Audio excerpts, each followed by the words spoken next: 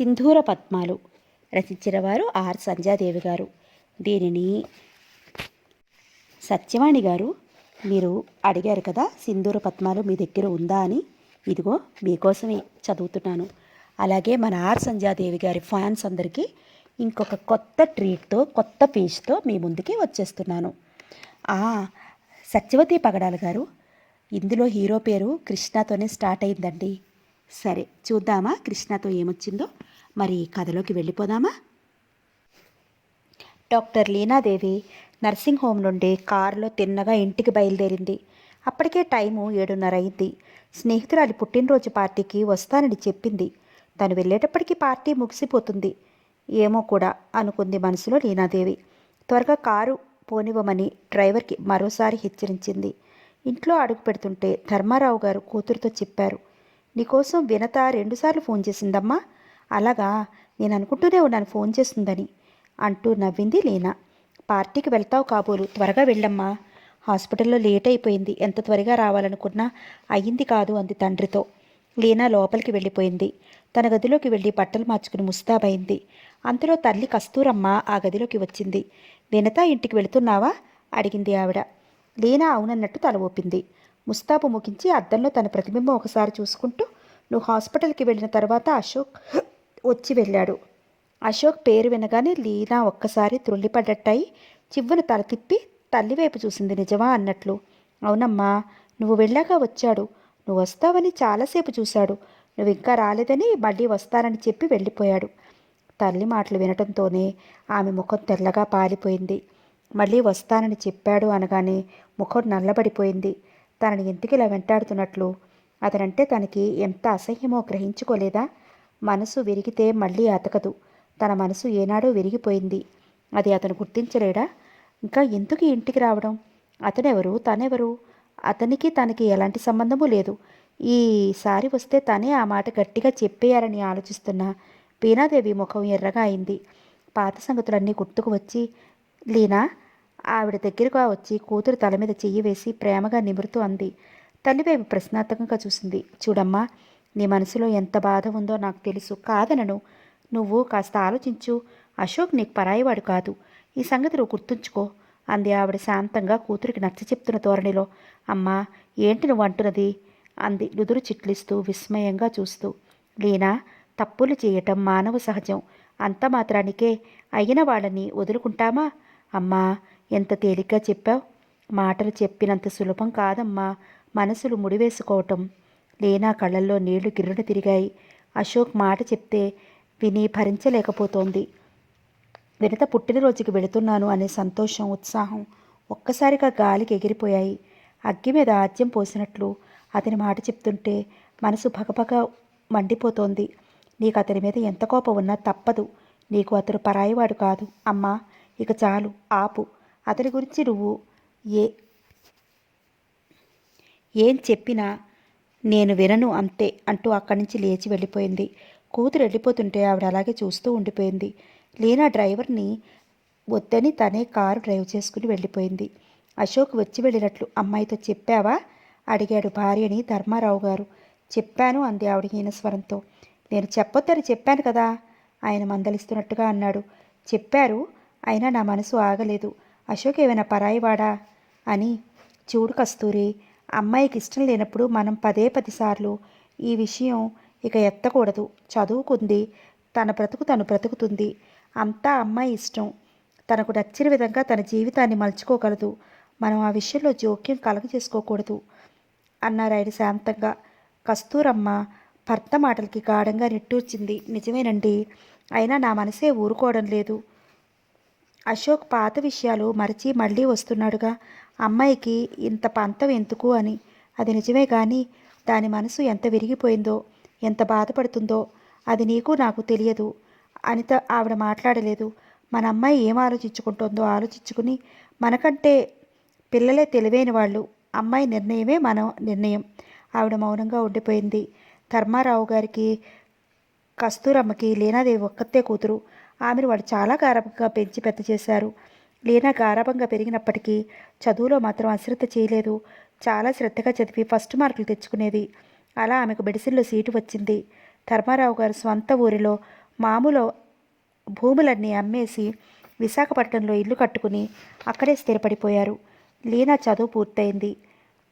సొంతంగా nursing home పెట్టిన కొద్ది రోజులకే డాక్టర్ లీనాదేవి విశాఖపట్నం అంతా మారుమోగిపోయింది. చుట్టుపక్కల ఊళ్ళ దాకా ప్రాకిపోయింది ఆమె పేరు. ఫలితం హాస్పిటల్ ఇంకా పెద్దదయ్యి ఆమెకు క్షణం తీరిక లేకుండా అయిపోయింది. తల్లికి బెంగ ఏమిటి అంటే కూతురు కోరుకున్నవన్నీ సాధించింది. మరి పెళ్లి సంసారం అక్కర్లేదా? డాక్టర్ అయిన స్త్రీలంతా సంసార జీవితంలో అడుగుపెట్టడం లేదా? పిల్లలకు తల్లులు కావటం లేదా? అమ్మ ఇదంతా విచిత్రవాదన. చెప్తే అసలు వినదు. అశోక్ అలా వెంటపడి తిరుగుతున్నాడు. అలా ఏ మగవాడు ప్రాధేయపడతాడు? కాస్త కూడా ఆలోచించడం లేదు. ఏమిటో దాని జీవితం ఏ దారిని పడుతుందో. చదువుకోగానే సరా ఆలోచన ఉండాలి. మనిషిని అర్థం చేసుకోవాలి. ఆ అశోక్కి కనుక విసిగిస్తే ఏం చేస్తాడు? పెళ్లి చేసేసుకుంటాడు. మగవాడికి ఏమిటి? నష్టపోయేది ఆడదే. కస్తూరమ్మ ఆలోచిస్తోంది. ఆవిడికి మనసేమీ బాగుండలేదు. ఆలోచనలన్నీ కూతురి మీదే ఉన్నాయి. రామచంద్రరావు గారి ఇల్లంతా మహాసందడిగా ఉంది.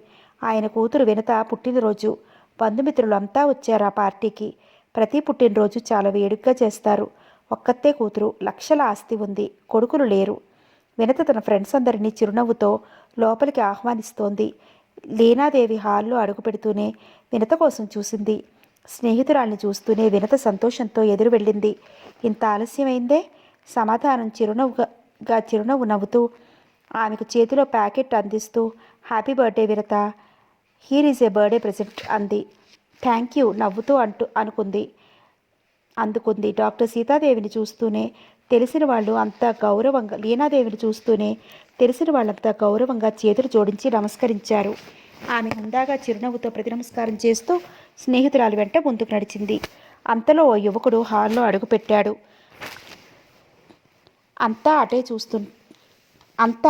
అటు చూస్తూనే అతనికి గౌరవంగా చేతులు జోడించి నమస్కరించారు. డాక్టర్ కృష్ణ హితార్థ చిరునవ్వుతో తల పంకించి కుడి చేతిని కొద్దిగా పైకెత్తాడు. ఆ నమస్కారాల్ని తను అందుకున్నట్లుగా.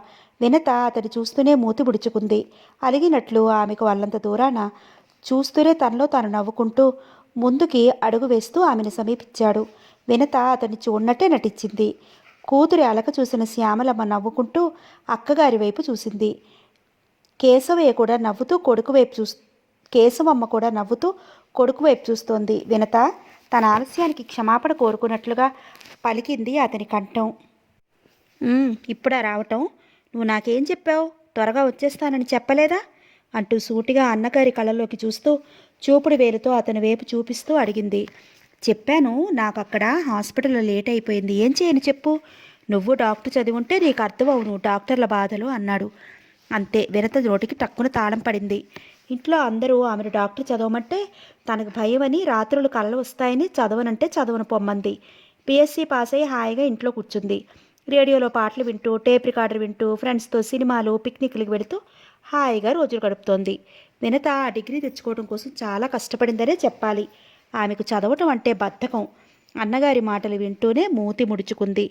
కృష్ణహితార్థ చెల్లెలు అలా మూతి ముడుచుకోగానే నవ్వాడు.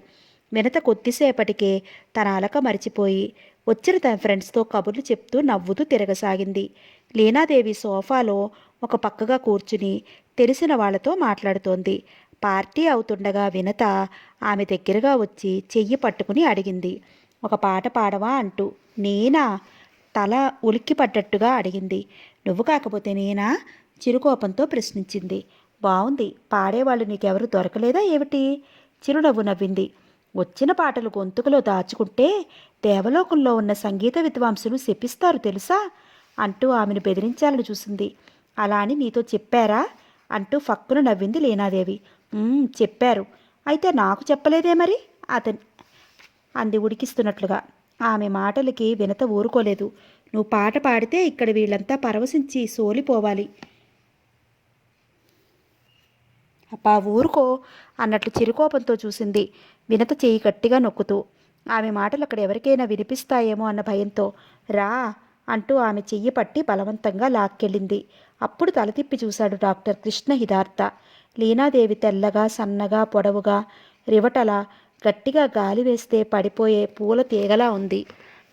దూరాన్నుంచి ఆమెను ఎవరైనా చూస్తే మనిషో బొమ్మో అర్థం కాదు, అంత నాజుగ్గా సుందరంగా ఉంది. ఉంగరాల జుత్తు సిరితలలా ఉంది. మెడ మీదకి చిన్న జాలి ముడి వేసుకుంది. చెంపల మీదకు జుత్తు రింగులు తిరిగి పడుతోంది. నునుపైన చెక్కిళ్ళు అద్దాలా తలతలా మెరుస్తున్నాయి. సన్నగా గీత గీసినట్టు ఉన్న కనుబొమ్మలు, చెంపకు చారడేసి కళ్ళు, సన్నని ఎర్రని పెదవులు. కళ్ళకు కాటుకు తీర్చిదిద్దిందేమో, కళ్ళు ఇంకా విశాలంగా, అందంగా, కాంతిగా కనిపిస్తున్నాయి. పెదవులకి లైట్గా లిప్స్టిక్ వేసుకుంది. నుదుట నల్లని గుండ్రంగా సింగార్ తిలకం పెద్ద బొట్టు పెట్టుకుంది. లేత గులాబీ రంగు ఫుల్ వాయిల్ చీర, అదే రంగు లాంగ్ హ్యాండ్స్ జాకెట్ వేసుకుంది. మెడలో పొడవుగా నలుపు తేనె పూసల దండ వేసుకుంది. చెవులకి వెడల్పుగా ఉన్న పెద్ద పెద్ద రింగులు పెట్టుకుంది. కుడి చేతికి ఒకే ఒక బంగారు గాజు, ఎడం చేతికి బ్లాక్ స్ట్రాప్తో రౌండ్ వాచి పెట్టుకుంది. శంఖం లాంటి మెడ, సన్నటి పిడికెడు నడుము, నవ్వితే చెక్కిళ్ళ మీద చిన్న చిన్న సొట్టలు, సుళ్ళు తిరుగుతున్నాయి. టీవీ, దర్పం, సంస్కృతి, సభ్యత మూర్తీభవించిన ఆ నవయవ్వన సౌందర్యరాశిని చూస్తూ కృష్ణ హిదార్థ క్షణంసేపు ముగ్ధుడైపోయాడు. అది సభ్యత కాదని వివేకం నచ్చ చెప్తున్నా ఆమె పైనుండి కళ్ళు తిప్పుకోలేకపోయాడు. వినత బలవంతం మీద లీనాదేవికి పాట పాడక తప్పలేదు. ఆమె మెల్లగా కంఠం ఎత్తి చక్కటి పాట ఒకటి పాడసాగింది. డాక్టర్ లీనాదేవి పాట పాడుతుంటే ఆశ్చర్యంతో అందరూ ఆ పాటకి ముగ్ధులై వినసాగారు. తీగలా సాగుతున్న ఆ కలకల, ఆ కంఠం, ఆ పాట వింటూ కృష్ణ హిదార్థ కోటు జేబులో చేతులు పెట్టుకుని ఆమె వైపు రెప్పవాల్చకుండా చూస్తూ అలా నిలబడిపోయాడు. పాట పాడటం అయిపోగానే అక్కడ హాలులో ఉన్న వాళ్ళంతా చప్పట్లు కొట్టేశారు. అతను చిరునవ్వుతో కోటు జేబులో చేతులు తీసి ఎడమ అరచేతిలో కుడి చేతి మధ్య వేళ్ళు 3 మాత్రమే ఆ చేతిలో ఆనినట్టు చిన్న శబ్దంతో మెల్లగా చప్పట్లు కొట్టాడు. తన స్నేహితురాలు అమృత గానాంబుదిలో అందరినీ సంతోషంతో ముంచేసినందుకు వినత ఆ పాట ముగియగానే లీనాదేవి వైపు పరమానందభరితురాలే చూసింది. ఆమె సిగ్గుతో కొద్దిగా తల వంచి కుడి చెయ్యి క్రిందకి వాల్చి ఎడమ చెయ్యి మడిచి కుడి చెయ్యి మోచేతి దగ్గర పట్టుకుని అలాగే అక్కడే నిలబడింది చిరునవ్వుతో. మా అన్నయ్యకు పరిచయం చేస్తానని నీకు 10 రోజులుగా చెప్తున్నాను. నువ్వు ఈ మధ్య అసలు మా ఇంటికే రావటం లేదు. మా అన్నయ్యకి అసలు తీరికే ఉండటం లేదు. రా, ఇప్పుడు పరిచయం చేస్తాను అంటూ ఆమె చెయ్యి పట్టుకుని అతడి దగ్గరకు తీసుకువెళ్ళింది.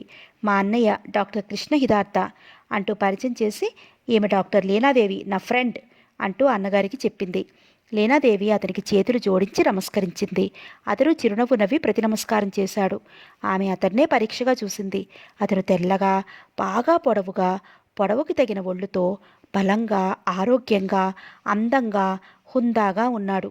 వంకీలు తిరిగిన నల్లటి జుట్టు, కోటేరు వేసినట్టున్న నాసిక, చురుకైన కళ్ళు కొద్దిగా చిన్నవనిపించినా అతనికి అదో అందాన్నిచ్చే. పెదవులు అందంగా దిద్దినట్టున్నాయి.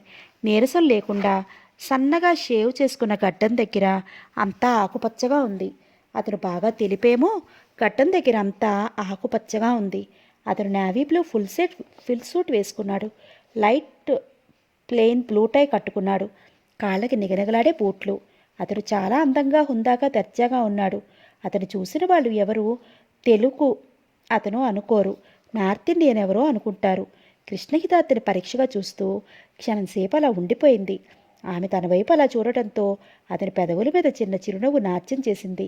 అతని ముఖం ఆనందంతో దీప్తివంతంగా ప్రకాశించటం గమనించిన లీనాదేవి కంగారు పడి తన చూపులు మరో పక్కకు తిప్పుకుంది. పార్టీ ముగిసిన తర్వాత ఆమె వినతకు అందరికీ చెప్పి ఎవరో తరుముతున్నట్లుగా గబగబా వెళ్ళి కారులో కూర్చుని కారు స్టార్ట్ చేసింది. గుమ్మం వరకు వెళ్ళిన వినత స్నేహితుల వైపు చూస్తూ చెయ్యి ఊపింది. లీనాదేవి కారు ముందుకు పరుగులు తీసింది. వినత లోపలికి వెళ్ళింది. వచ్చిన వాళ్ళంతా ఒక్కొక్కళ్ళే వెళ్ళిపోతున్నారు. గంట తర్వాత హాల్ అంతా గాలి అయిపోయింది. పుట్టినరోజు పార్టీ వాసనలు ఇంకా గుమగుమలాడుతున్నట్లు హాలు ముస్తాబ్ అలాగే ఉంది. టేబుల్ నిండా ప్రజెంటేషన్లు, ప్యాకెట్లు పేర్చేసి ఉన్నాయి. అందరూ వెళ్ళిపోగా కృష్ణ హితార్థ, అతని తల్లి కేశవమ్మ ఉన్నారు. రామచంద్రరావు గారు, శ్యామలమ్మ అక్కడే ఉన్నారు. పెద్దవాళ్ళకి వినిపించకుండా మెల్లగా చెల్లెలతో అన్నాడు, నీ ఫ్రెండ్ అంత కంగారుగా ఎవరో తరుముకొచ్చినట్లు వెళ్ళిపోయిందేంటి? నిన్ను చూసే ఫక్కున నవ్వింది వినత. ఆహా, నీతో చెప్పిందా? నవ్వుతూ అడిగాడు. తన కలలో కనిపించిన రాకుమారుడివి నువ్వే అని నా చెవిలో రహస్యంగా చెప్పి మరీ వెళ్ళింది అంటూ కళ్ళు తమాషాగా తిప్పింది. అంతేనా? ఇంకేమీ చెప్పలేదా? ఇంకేమీ చెప్పలేదన్నట్లు చేతులు తిప్పి క్రింది పెదవి విరిచి భుజాలు కొద్దిగా పైకి ఎగరేసి తల తిప్పింది. నువ్వు ఎంబీబీఎస్ ఎందుకు చదవలేదో చెప్పలేదా? చెల్లెల్ని ఉడికించటానికి అన్నట్టుగా అడిగాడు. ఆ అంటూ రాగం తీసి, చూడు మమ్మీ అన్నయ్య అంది ముఖం అదోలా పెట్టి. అబ్బా ఏమిట్రా దాన్నలా ఏడిపిస్తావు అంది కేశవ అమ్మ కొడుకుని. రామచంద్రరావు దంపతులు కూతురు వైపు ప్రేమగా చూస్తూ నవ్వుకున్నారు. అన్నయ్య అస్తమాను నా చదువు గురించి మాట్లాడుతుంటే నేను అన్నయ్యతో అసలు మాట్లాడను మూతి ముడుచుకుని ఉడుక్కుంటున్నట్టుగా అంది. కృష్ణ హితార్థ ఆ మాటలకి గట్టిగా నవ్వేస్తూ అన్నాడు. నాతో మాట్లాడటం మానేస్తే నీకు పెళ్లి కొడుకుని తెచ్చేవాళ్ళెవరు? మమ్మీ అంటూ మళ్ళీ రాగం తీసింది. అన్నయ్య ఏదో సరదాగా అంటుంటే ఆ ఉడుక్కోవటం ఏమిటి అంటూ శ్యామలమ్మ కూతురిని మెల్లగా కసిరింది. తల్లి కొడుకులు ఇద్దరు ఆ రాత్రి వాళ్ళ ఇంటి దగ్గరే భోజనాలు చేయడానికి ఉండిపోయారు. ఇంటికి వెళ్ళి పడుకున్నాక కూడా లీనాదేవి అతని రూపమే కళ్ళకు కట్టినట్లు కనిపించసాగింది. లీనాదేవికి అతని చూపులు ఆమె గుండెల్లో దూసుకుని చెక్కిలికి తలుపెట్టినట్టయింది. అతని సుందర మంగళ విగ్రహం గుర్తుకు వస్తూ ఆమెను ఆ రాత్రంతా పడుకోనివ్వలేదు. అతడు మెల్లగా ఆమె మంచం సమీపించి తన పక్కన కూర్చుని అలా తన పక్కన చోటు చేసుకుని పడుకున్నట్టు అయ్యింది. లీనాదేవి దూరంగా జరిగినా అతడు జరగనివ్వలేదు. నడుచుట్టూ చెయ్యి వేసి దగ్గరకు లాక్కున్నాడు. ఆమె గుండెలు ఒక్కసారి దడదరలాడసాగాయి. ఏదో చెప్పాలని అతన్ని దూరంగా గెంటేయాలని ఏమేమో అనుకుంది. అతని బలమైన చేతుల్లో బందీ అయిపోయి సర్వం మర్చిపోయినట్లయింది. ఆమె మెత్తని పెదవులను అతని పెదవులు గట్టిగా నొక్కిపట్టాయి. యవ్వనంలో స్త్రీ సహజమైన కోరికలు ఒక్కసారిగా గుండెల్లో పొంగి మధురమైన ఊహలతో మత్తెక్కిపోతూ అతనికి అతి దగ్గరగా ఊహించుకుంటూ మేఘాల్లో తేలిపోతున్నట్లు తీయని స్వప్నాల్లో తేలిపోసాగింది. అంతే, ఆమె వెన్ను మీద ఎవరో బలంగా చరిచినట్లయి ఉలిక్కిపడింది. ఆమె తీయని స్వప్నం, మధురమైన ఊహలు అన్నీ రెక్కలు వచ్చి పైకి ఎగిరిపోయి అక్కడ నుండి తనని హేళన చేస్తున్నట్లు ఇంకా పైకి ఎగిరిపోయి ఒక్కసారి మాయమైనట్లయింది. తన పక్కన పడుకుని తన నడుం చుట్టూ చెయ్యి వేసి దగ్గరికి లాక్కుంటూ హృదయానికి హత్తుకుంటున్న కృష్ణగిదార్థ మాయమయ్యాడు. తన మంచం మీద తను ఒక్కర్తే మిగిలిపోయింది. తన మనసులో ఊహలు గ్రహించినట్లు ఆ గదిలో ఉన్న ప్రతి వస్తువు వికటాట్టహాసం చేస్తూ విరగబడి నవ్వుతున్నట్లయింది. ఏదో దిగులు గుండెల్లో పరుచుకున్నట్లయి కళ్ళనీళ్లు జలజలా రాలిపడ్డాయి. తను ఎంత తెలివి తక్కువది! అందం, చదువు, డబ్బు ఉన్నంతలోనే ఆకాశంలో అందరాని చందమామ తన కోసం దిగి వస్తుందని కలలు కంటం తెలివి తక్కువతనం. అతను ఎక్కడా, తను ఎక్కడా, ఏ విషయంలో కూడా అతనితో సరిదూగలేదు. Krishna Hitartha foreign returned. అతను ఫారిన్లో ఉండగానే అతని తల్లి వాళ్ళంతా మంచి సంబంధం కోసం వెతకసాగారు. అతనికి అక్కడి నుంచి వచ్చేసి ఇండియాలో స్థిరపడిపోయే ఉద్దేశంతో 1 సంవత్సరం నుండి ఇండియాకి రావడానికి ప్రయత్నించాడు. అన్నట్టుగానే 15 రోజుల క్రితం ఇండియా వచ్చేశాడు. అతని గురించి వినటం, ఫోటోలు చూడటమే కానీ ఎప్పుడు చూడలేదు. వినత ఎన్నోసార్లు ఇంటికి రా, మా అన్నయ్యకు పరిచయం చేస్తానని పిలిచినా తీరిక లేక వెళ్ళలేకపోయింది. ఎంత అందమైన పురుషుణ్ణి చూసినా చలించని మనసు అతన్ని చూస్తూనే మైమరిచిపోయింది. అతనిలో ఒక ఆకర్షణ ఉంది. ఆ ఆకర్షణలో తను చిక్కుకుంటుంది. ఇక తను ఈ విషయంలో మెలకువగా ఉండాలి. ఏమాత్రం ఆలస్యం చేసినా ఆ ఆకర్షణలలో చిక్కుకుపోయి తన మనసులో దాగి ఉన్న ప్రేమని కాస్త చేతులారా అంతం చేస్తున్నట్టు అవుతుంది. తను ఎలాంటి సమయంలోనూ కూడా అతనిపై తనకు ప్రేమ ఉన్నట్లు పైకి తెలియనివ్వకూడదని గట్టిగా నిశ్చయించుకుంది. అశోక్ గుర్తుకు వస్తూనే ఆమె ముఖం మలినం అయిపోయింది. తన జీవితానికి ఆ అశోక్ కనుక అడ్డం లేకపోతే ఎంత కష్టమైనా సరే అతన్ని చేసుకోగలిగేది. ఇప్పటికీ తనకు అదృష్టం లేదు. తనకు పెళ్ళి, సంసారం చేసుకునే రాత లేదు. బరువుగా నెట్టూర్చింది. గుండెల్లో బాధ సుడులు తిరగసాగింది. లీనాదేవి గతం గుర్తు తెచ్చుకుంటూ ఆ రాత్రంతా కుమిలి కుమిలి ఏడ్చింది. తనకి జీవితంలో మిగిలినవి ఈ కన్నీళ్లే. రాను రాను అవి తీయగా మారాయి. ఈ తీయని కన్నీళ్లే గుండెల్లో దాచుకుని పైకి ఎంతో సంతోషంగా తనకు అసలు బాధలే లేనట్లు తిరుగుతోంది. తన గుండెల్లో రహస్యం ఎవ్వరికీ తెలియదు. తల్లి, తండ్రికి తెలుసు, తన ఫ్రెండ్స్ ఎవరికీ తెలియదు. ఈ విషయం చెప్పవలసిన అవసరం కూడా ఇంతవరకు రాలేదు. ఆ రాత్రి అంతా ఆమెకు నిద్ర పట్టలేదు. తెల్లవారి ఎప్పుడో అలా కళ్ళు మూతలు పట్టాయి. తల్లి వచ్చి మెల్లగా కూతుర్ని తట్టి లేపింది. హాస్పిటల్ టైం అవుతోంది అంటూ.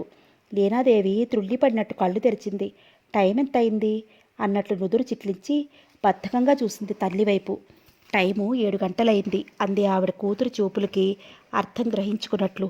అమ్మో, అప్పుడే అంత టైం అయిందా అన్నట్టు ఒక్కసారి నిద్రపత్తకం వదిలించుకుని మంచం మీద నుండి లేచి కూర్చుని మంచం దగ్గరగా ఉన్న స్లిప్పర్స్ కాళ్ళకు తొడుక్కుని బాత్రూం వైపు వెళ్ళింది. ఆమె స్నానం చేసి బట్టలు మార్చుకుని తయారయ్యి కాఫీ టిఫిన్ తీసుకుని తల్లికి తండ్రికి చెప్పి యువతలకి వచ్చేసరికి డ్రైవర్ కారు సిద్ధంగా ఉంచాడు. అప్పటికే టైం 8 గంటలైంది. ఆమె కారులో కూర్చోగానే కారు బయలుదేరింది. కారు హాస్పిటల్ ఆవరణలో ఆగింది. అప్పటికే పేషెంట్లు చాలామంది వచ్చి కూర్చున్నారు ఆమె రాక కోసం ఎదురు చూస్తూ. ఆమె రావటంతో అందరూ ఒక్కసారి లేచి నిలబడ్డారు.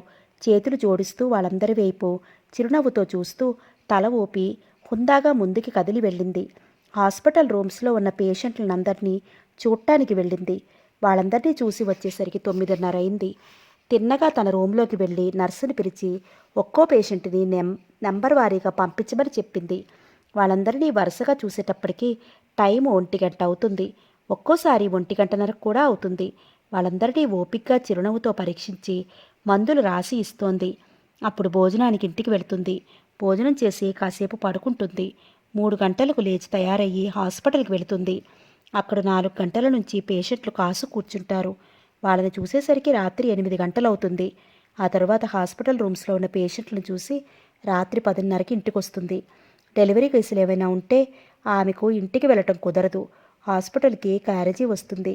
రాత్రులు ఆమెకు దగ్గర ఉండి తీసుకెళ్ళటానికి తండ్రి రావడంతో ఆయనతో కలిసి ఇంటికి వెళుతుంది. ఒక్కోసారి ఆమె వరుసగా 2 రోజులు హాస్పిటల్లో ఉండిపోవలసి వస్తుంది. ఆమెకు ఆ వైజాగ్లోనే కాకుండా చుట్టుపక్కల ఊళ్ళో కూడా మంచి పేరుంది. ఆమెకి తీరిక అనేది చాలా తక్కువ అనే చెప్పాలి. ఆ రోజు మధ్యాహ్నం లీనా ఇంటి దగ్గరే ఉంది. వినత ఫోన్ చేసింది తను వస్తున్నట్లు. తీరిగ్గా ఉన్నాను రమ్మని చెప్పింది. వినత కబుర్లు వింటుంటే ఆమెకి టైమే తెలియదు.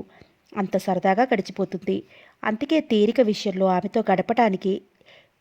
సమయంలో ఆమెతో గడపడానికి ఇష్టపడుతుంది లీనాదేవి. వినత ఒక పావుగంటలో వాళ్ళ ఇంటికి వచ్చింది. ఇద్దరూ లీనాదేవి గదిలో కూర్చుని కబుర్లలో పడ్డారు. ఆ కబుర్లు ఎక్కడి నుండి ఎక్కడికో వెళ్ళిపోయాయి. వినత ఫుల్ స్టాప్ లేకుండా చెప్పుకెళ్ళిపోతోంది. లీనా ఆమె మాటలు వింటూ నవ్వలేక అలసిపోయినట్లు గుండెల మీద చెయ్యి వేసుకుంది. ఆమె బాగా నవ్వటం వలన ఎర్రగా ముఖం కందిపోయింది. అంతలో కస్తూరమ్మ టిఫిన్ ఇద్దరికి ఆ గదిలోకి వెళుతూ వాళ్ళ నవ్వుకోవటం చూసి ఏమిటమ్మా అలా నవ్వుకుంటున్నావు అంది ఆవిడ. చిరునవ్వుతో టిఫిన్ వాళ్ళ ముందు టేబుల్ మీద ఉంచుతూ అది కాదంటీ మీ అమ్మాయికి పరధ్యాస ఎక్కువైపోయింది.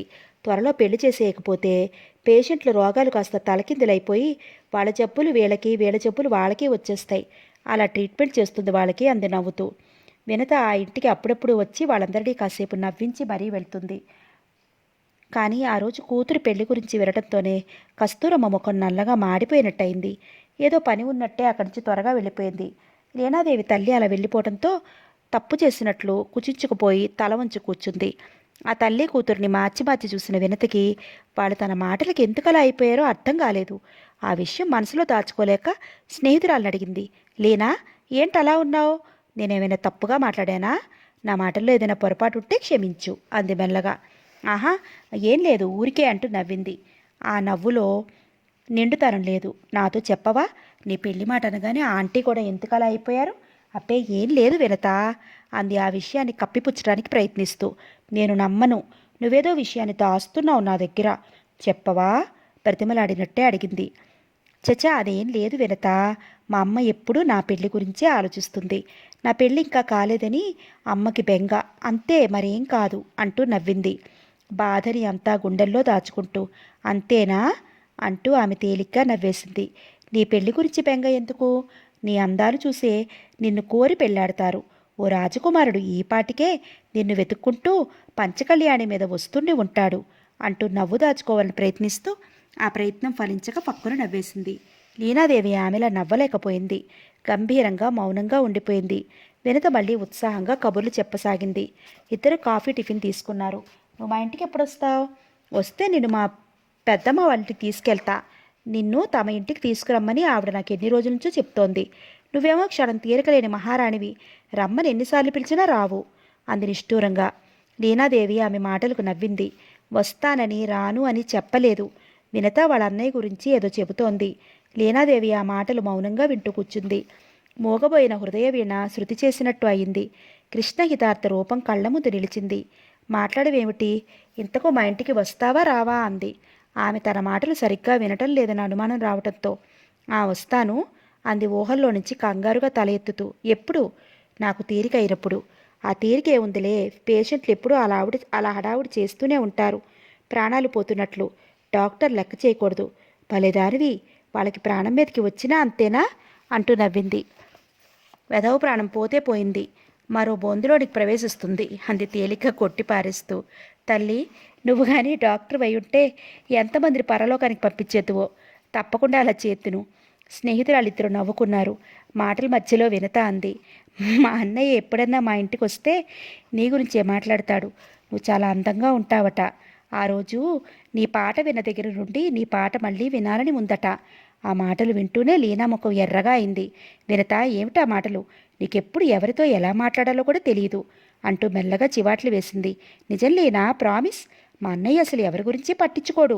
మరి నిన్ను చూసిన వేళ విషయం ఎలాంటిదో కానీ నిన్ను ప్రత్యేకించి అడుగుతాడు. వినత ఇక ఆ మాటలు వినలేనట్టు ముఖం పెట్టింది. ఏమిటి లీనా ముఖం అలా పెట్టావు? మా అన్నయ్య అంటే ఏమనుకున్నావు? మా అన్నయ్య తమ వైపు ఒకసారి చూస్తే చాలు అని తప్పించిపోయే రమణులు ఎందరో ఉంటే నీకు అసలు మా అన్నయ్య మాటే పట్టుకెట్టడం లేదు. ఎవరి సంగతో నాకు అనవసరం. నేను మాత్రం అలా ఎప్పటికీ కాను గంభీరంగా అంది. అంటే? లీనాదేవి మాట్లాడలేదు. లీనా, నువ్వు మా అన్నయ్య గురించి పూర్తిగా విన్నావంటే నువ్వు ఇలా కోపం తెచ్చుకోవు.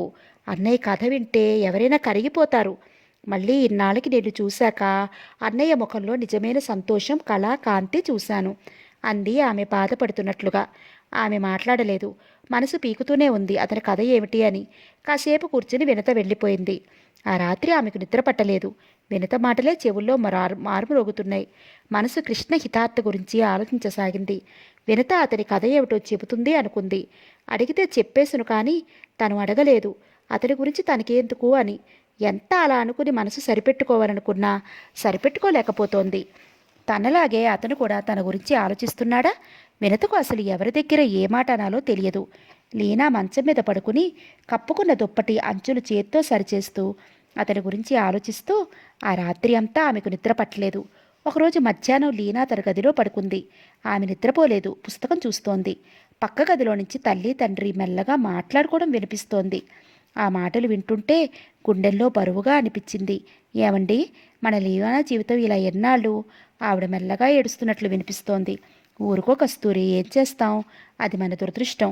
పిల్ల పెళ్ళైనట్లుగా సంసారం చేసుకుని రాత దానికి ఇక లేదేమో. చూస్తుంటే అలాగే అనిపిస్తోంది నాకు. ఊరుకోండి, మీరు అలా అంటుంటే నేను విని భరించలేను.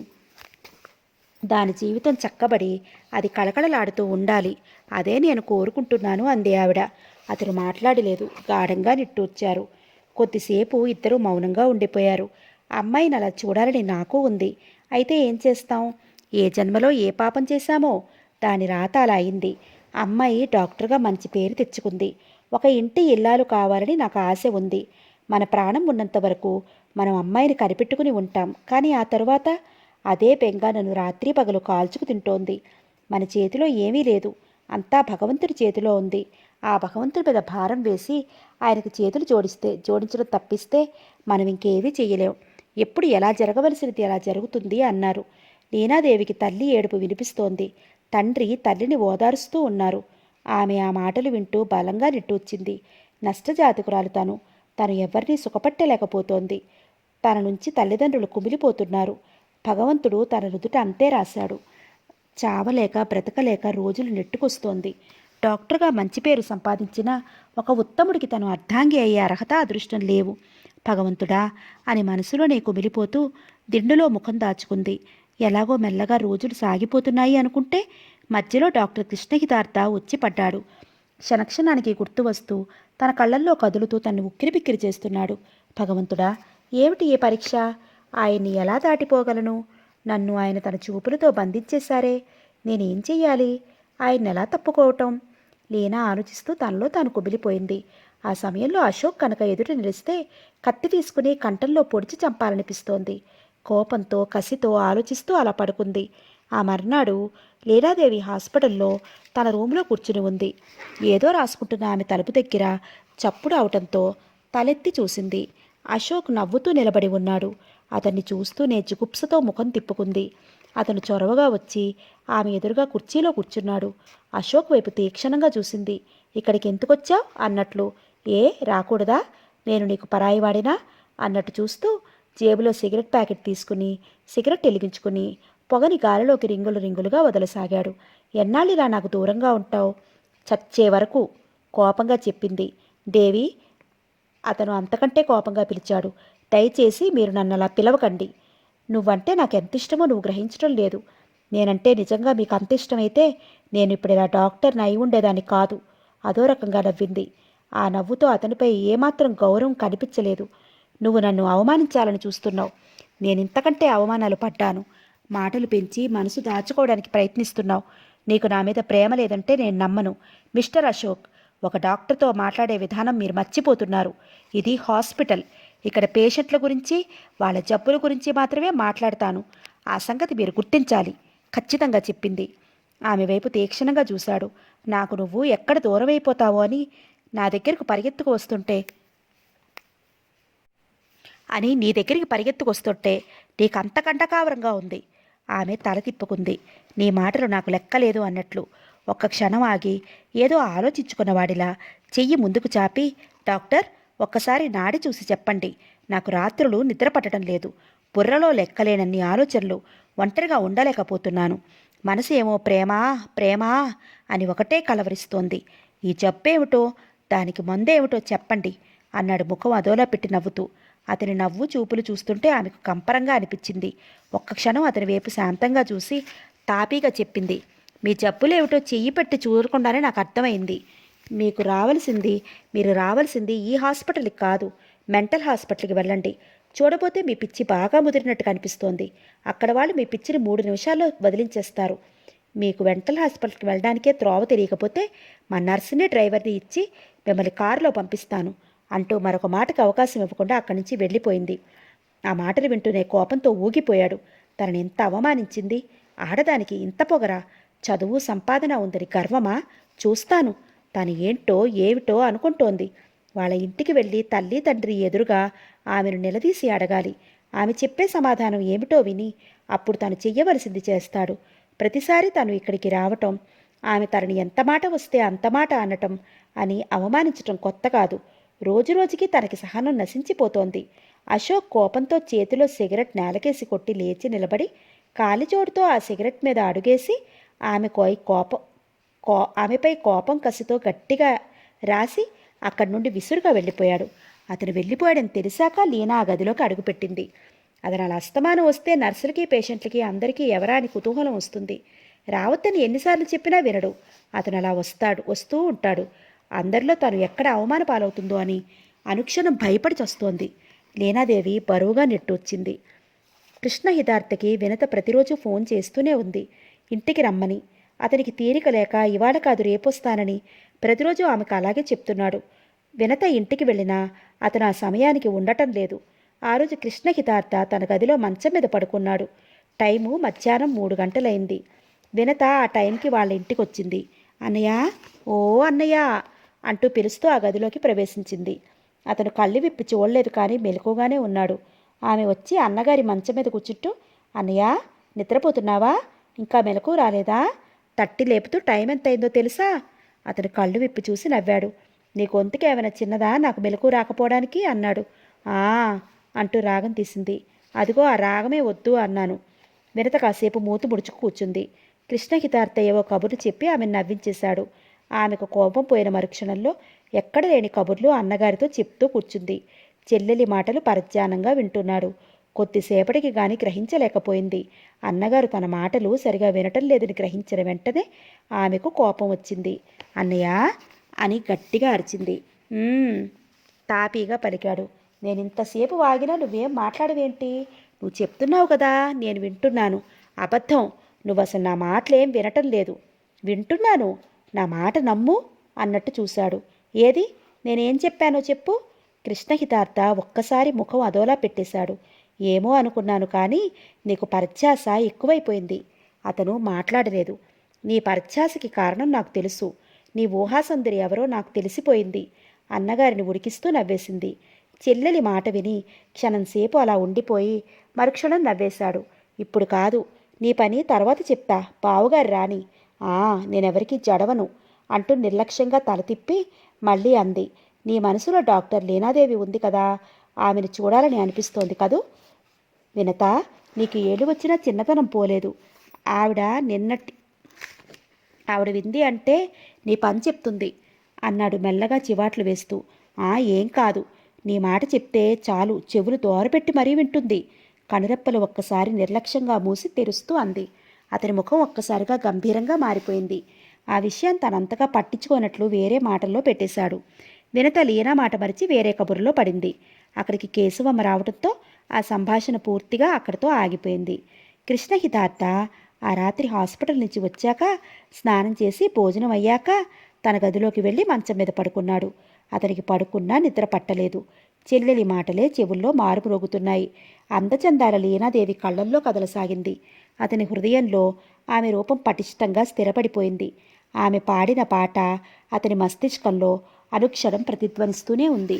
ఆమె కళ్ళల్లో కాంతి, పెదవులపై లీలగా మెరిసే చిరునవ్వు అహర్నిశలు అతని కళ్ళల్లో కదులుతూ మనిషిని ఉక్కిరిబిక్కిరి చేస్తూ, ఆలోచనలు శాంతం ఒక్కచోట ఆగటం లేదు. డాక్టర్ లీనాదేవి మనసులో అనుకుంటూ గాఢంగా నిట్టూర్చాడు. తన జీవితంలో ఇక పెళ్లి మాట మర్చిపోయినా ఆమెను చూసిన తనకు కొత్త పృంతలు తొక్కి మనసు ఏటో పరుగులు తీస్తోంది. జలంధర గుర్తుకు వస్తూనే అతని గుండెల్లో బాధ సుడులు తిరగసాగింది. జలంధర కళ్ళ మీద చెయ్యి ఆంచుకున్నాడు. మనసు గతంలోకి జారింది. ఆ రోజు ఆ మాటలు ఒక్కొక్కటి తలుచుకుంటుంటే గుండె నీరై వాగులా ప్రవహించసాగింది. ఆమె కళ్ళల్లో కాంతి, ఆమె అందచందాలు అతని కళ్ళల్లో కదిలి కళ్ళల్లో నీళ్లు తిరిగాయి. 8 సంవత్సరాల క్రితం జలంధరతో తనకి పరిచయం అయింది. ఆమె తనతో పాటు ఎంబీబీఎస్ చదువుతోంది. కృష్ణహితార్థ మెడిసిన్ ఆఖరి సంవత్సరం చదువుతున్నాడు. ఆమె 3rd ఇయర్ చదువుతోంది. ఒక ఫ్రెండ్ ద్వారా ఆమె పరిచయం అయింది. ఆ పరిచయం పెరిగి అది ప్రేమగా మారింది. ఆ ప్రేమ పెళ్లిదాకా దారితీసింది. ఇద్దరు చదువు పూర్తయ్యాక పెళ్లి చేసుకుందామని నిర్ణయించుకున్నారు. ఆ విషయం వాళ్ళ ఫ్రెండ్స్ అందరికీ తెలుసు. వాళ్ళంతా వీళ్ళిద్దరిని భార్యాభర్తలుగానే అనుకుంటున్నారు. జలంధర్ గురించి చెప్పేటప్పుడు మీ మిస్సెస్సే అంటూ ఉంటారు. అతను ఆ మాటలు వింటూ కొత్తగా వింటున్నట్టు కాకుండా కొడతాడు. అలాగే జలంధర్ దగ్గర కూడా అంటూ ఉంటారు. ఆమె కూడా ఏమీ సిగ్గుగా అనుకోదు. రోజులు గడుస్తున్నాయి. ఆ విషయం ఎలాగో కేశవమ్మ దాకా వెళ్ళిపోయింది. ఆ సంగతి విన్న దగ్గర నుండి ఆవిడికి మనసులో లేదు. కొడుకు ఇంటికి వచ్చాక నిలదీసి అడిగింది. అతను క్షణంసేపు మాట్లాడలేనట్లుగా నిర్విన్నుడైపోయాడు. ఈ సంగతి అమ్మకి ఎవరు చెప్పారా అని. ఏమిట్రా మాట్లాడవు? నేను విన్నది నిజమేనా? ఆ జలంధర అనే అమ్మాయి నువ్వు పెళ్లి చేసుకోవాలని నిశ్చయించుకున్నావా? ఆ విషయం ఏదో త్వరగా కొడుకుని అడిగి తేల్చేస్తేనే ఆవిడికి ప్రాణం కుదిరిపడేట్టుంది. కొడుకు ముఖంలోకి ఆతృతగా సమాధానం కోసం చూడసాగింది. అవునన్నట్లు తల ఊపి తల్లి ముఖంలోకి ఒక్కసారి చూసి తల వంచుకున్నాడు. కొడుకు అవును అనటంతో ఆవిడికి ఒక్కసారి గుండె ఆగినంత పని అయింది. ఆ అమ్మాయి తల్లిదండ్రులెవరు? వాళ్ళ కుటుంబ వివరాలు ఏమిటి? వాళ్ళకేమైనా ఆస్తులున్నాయా? అతను తల విదిలించాడు. వాళ్ళకి ఏ ఆస్తులు లేవు. వాళ్ళది చాలా పెద్ద కుటుంబం. తండ్రి రిటైర్డ్ అయిపోయి ఇంట్లోనే ఉంటున్నారు. ఆయనకి ఆరోగ్యం కూడా సరిలేదు. ఈ అమ్మాయి కంటే పెద్దతను ఒక అన్నయ్య ఉన్నాడు. రెవెన్యూ ఇన్స్పెక్టర్గా పనిచేస్తున్నాడు. ఇంకా 2 తమ్ముళ్ళు 2 చెల్లెళ్ళు ఉన్నారు. ఈ అమ్మాయి చాలా శ్రద్ధగా చదువుతూ అన్నింట్లో ఫస్ట్ మార్కులు తెచ్చుకుంటుంది అని అన్నగారికి ఆమె మెడిసిన్ చదివించాలన్న పట్టుదలతో ఎంత ఖర్చైనా సరే లెక్క చేయక ఆమెను చదివిస్తున్నాడు అంటూ చెప్పాడు. వాళ్ళ ఇంటి వివరాలు విన్న ఆవిడకు వాళ్ళ కుటుంబ స్థితిగతులు ఏమిటో గ్రహించుకుంది. తల్లి కొడుకులు ఇద్దరి మధ్య ఘర్షణ జరిగింది. ఆవిడికి సుతరాము ఆ సంబంధం ఇష్టం లేదు. వాళ్ళతో వియ్యం అందుకుని ఆ ఇంటి పిల్లను ఈ ఇంట్లో కోడలుగా తెచ్చుకుంటే ఈ కుటుంబ పరువు ఏమైనా నిలుస్తుందా? ఆవిడికి ఆచారాలు జీర్ణించిపోయాయి. మనసు ససేమిరా ఒప్పుకోలేదు. కృష్ణహితార్థ ఖచ్చితంగా ఒకే మాట చెప్పాడు తల్లితో. నేను పెళ్లి అంటూ చేసుకుంటే జలంధరనే పెళ్లి చేసుకుంటాను, లేదా ఇలా ఉండిపోతాను. నా సుఖసంతోషాలు ముఖ్యమా, ఆ అంతస్తులు ఆస్తులు ముఖ్యమా ఆలోచించుకో. ఒకసారి నిర్ణయించుకున్నాక నా నిర్ణయంకి జన్మలో మారదు అంటూ అక్కడి నుంచి వెళ్ళిపోయాడు. కొడుకు అంత ఖచ్చితంగా చెప్పడంతో ఆవిడికి నిజంగానే మతిపోయినట్లయింది. 1 వారం రోజులు ఆ తల్లి కొడుకులిద్దరూ మాట్లాడుకోలేదు. కృష్ణహితార్థ ఆలోచనలో పడిపోయాడు. తల్లి ఇష్టపడకపోతే జలంధర్తో తన పెళ్లి ఎలా అవుతుందా అని మనసులో బెంగపడిపోయాడు. వినతకు మాత్రం మహాసంతోషంగా ఉంది. రామచంద్రరావు గారికి శ్యామలమ్మకి తెలిసినా ఈ విషయంలో తన్నేమీ అడగలేదు. వినత మాత్రం అతన్ని వేధించుకుని తినసాగింది. వదిన్ని చూపించవా అంటూ. చెల్లెలి పోరు పడలేక ఒకరోజు ఆమెను వెంట పెట్టుకుని జలంధర ఇంటికి వెళ్ళాడు. జలంధర తెల్లగా, పొడవుగా, నాజూగ్గా, అందంగా బొమ్మలా ఉంది. వినతతో చాలా కలుపుకోరుతనంగా మాట్లాడింది. ఆ ఇంట్లో అందరికీ తెలుసు జలంధర కృష్ణహితార్థ త్వరలో పెళ్లి చేసుకోబోతున్నారని. అందుకే అతను ఆ ఇంటికి ఎప్పుడు వచ్చినా ఎవ్వరూ అభ్యంతరం చెప్పరు. ఎంతో గౌరవంగా చూస్తారు అతన్ని. జలంధర లోపలికి వెళ్ళగానే ఎలా ఉంది మీ వదిన అన్నట్టు చెల్లెలికి అతను కళ్ళతోనే సైగ చేశాడు. వదినికే చక్కగా ఉంది, నాకు నచ్చింది అన్నట్లు కళ్ళతోనే జవాబిచ్చింది. కృష్ణహితార్థ చిరునవ్వు నవ్వాడు. వాళ్ళిద్దరూ రావటంతో ఆ ఇంట్లో అందరూ చాలా మర్యాద చేశారు. అన్నా చెల్లెలు ఇంటికి వెళ్ళటానికి బయలుదేరారు. వినత వెళ్తుంటే జలంధర ఆమె చేతులు పట్టుకుని చెప్పింది, మీ అన్నయ్యకు తీరిక లేకపోయినా నువ్వు మాత్రం వస్తూ ఉండు. అలాగే, తప్పకుండా వస్తాను. ఇల్లు చూశాను కదా, ఇక మా అన్నయ్య తీసుకురానవసరం లేదు. ఏమాత్రం తీరిక దొరికినా ఇక్కడికే వచ్చేస్తాను అంటూ నవ్వింది. ఇకనే వదిన మరదలు ఒక్కటైపోయారు అంటూ నవ్వాడు. అతని మాటలకు జలంధర వినత ఇద్దరూ నవ్వుకున్నారు. కారులో ఇంటికి వచ్చేస్తుంటే చెల్లెల్ని అడిగాడు, నీకు మీ వదిన నచ్చినట్టేనన్నమాట అని. నిజం చెప్పాలి అంటే వదిన నీకంటే అందంగా ఉంది అంది కళ్ళు తిప్పుతూ. చెల్లెలి మాటలకు గట్టిగా నవ్వేస్తూ ఆమె నెత్తిన ఎడంచేత్తో సున్నితంగా మొట్టాడు. తల మీద తడుముకుంటూ మూతి ముడుచుకుని అన్నగారి వైపు చూసింది. రోజు వదిన దగ్గరికి తీసుకెళ్ళమని చంపేస్తుంటే పోనీ కదా అని తీసుకెళ్తే నాకంటే బాగుందని చెప్తావా అన్నాడు నవ్వుతూనే. ఉన్నమాటే అన్నాను. అంటావు తల ఊపి చెల్లెల్ని వెక్కిరించాడు. వినత మాట్లాడలేదు. కారులో చెల్లెల్ని వాళ్ళింటి దగ్గర దించేసి తాను ఇంటికి వెళ్ళిపోయాడు మర్నాడు. ఆ రోజు సాయంత్రం కృష్ణహితార్థ జలంధర బీచ్కి వెళ్ళి కూర్చున్నారు. ఆమె సముద్రపు కెరటాల వైపు చూస్తూ మౌనంగా కూర్చుంది. ఆమె ముఖంలోకి పరీక్షగా చూస్తూ ఎదురుగా అతను కూర్చున్నాడు. బాగా దూరంగా కూర్చోవటం వలన వాళ్ళకి దగ్గరలో ఎవరూ లేరు. వాళ్ళు కూర్చున్న చోట నిర్మానుష్యంగా ఉంది. జలంధర అతను మృదుమధురంగా పిలిచాడు. కెరటాల వైపు రెప్పవాల్చకుండా చూస్తున్న ఆమె అతని పిలుపు వింటూనే చూపులు అతని వైపు తిప్పింది. ఏమిటి ఈరోజు పరధ్యానంలో పడిపోయా అంటూ నవ్వాడు.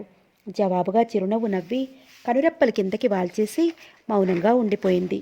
కృష్ణహితార్థ ఆమె చెయ్యి అందుకుని పెదవులకి ఆంచుకుని, జలంధర నాకు ఈరోజు ఏమనిపిస్తోందో తెలుసా ఆమె కళ్ళల్లోకి తన్మయంగా చూస్తూ అన్నాడు. అతని వైపు ఓరగా చూసి చిరునవ్వు నవ్వింది. మీకు ఏమనిపిస్తుందో నాకు తెలుసు, మీరు ప్రత్యేకంగా నాకు చెప్పనవసరం లేదు అన్నట్టు ఉంది ఆమె నవ్వు. అతను మరి ఆగలేనట్లు ఆమెను చప్పున ఒడిలోకి లాక్కున్నాడు. మరుక్షణంలో ఆమె అతని పట్టు విడిపించుకుని లేవబోయింది. ఆమెను లేవనివ్వలేదు. జలంధర తల వెనక్కి వంగింది. కృష్ణహితార్థ ముఖం ముందుకు వంగింది. కొద్ది క్షణాలు ఇద్దరూ పరిసరాలనే మర్చిపోయారు. అతని మెడ మామూలుగా అవటంతో జలంధర అతని వైపు చురుగ్గా చూసింది. ఏం పని ఇది అన్నట్టు. కృష్ణహితార్థ నవ్వాడు. ఆ నవ్వుల్లో కళ్ళల్లో కొంటెతనం మెలమెలా మెరిసింది. గొప్ప అంటూ అతన్ని పట్టు విడిపించుకుని మామూలుగా కూర్చుంది మూతి ముడుచుకుంటూ. నువ్వు అలా మూతి ముడుచుకుంటుంటే ఇప్పుడు చేసినట్టే మళ్ళీ చేయాల్సి వస్తుంది. ఆ తర్వాత నీ ఇష్టం. ఆ తప్పు నాది కాదు, కవ్వించే నీ పెదవులదే ఆ తప్పు అంటూ నవ్వాడు. వస్తున్న నవ్వు పెదవుల మధ్య నొక్కిపెట్టి నుదురు చిట్లించి ముఖం పక్కకి తిప్పుకుంది. అలా ఉడుక్కోకూడదు అంటూ కవ్వించాడు. అతని మాటలకు ఆమె పక్కను నవ్వేసింది. అలా అందంగా నవ్వాలి. జలంధర్ అతని వైపు క్షణంసేపు రెప్పవాల్చకుండా చూసి అతని చేతిని అందుకుని చెంపకు ఆంచుకుని మైమరుపుగా కళ్ళు మూసుకుంది. ఆమె చేతి మీద తన చెయ్యి వేసి పట్టుకుని మెల్లగా అన్నాడు, నాకు ఈరోజు ఇక్కడి నుంచి కదలబుద్ధి కావటం లేదు.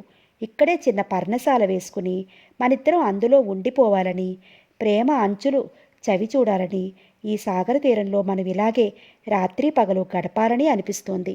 నాకు అలాగే అనిపిస్తోంది అంది అతని చెయ్యి వదలకుండా. ఇద్దరూ అలా ఎంతసేపు కూర్చున్నారో వాళ్ళకే తెలియదు. చీకటి పడిపోయి చాలాసేపు అయినా తర్వాత కానీ వాళ్ళు గ్రహించుకోలేదు.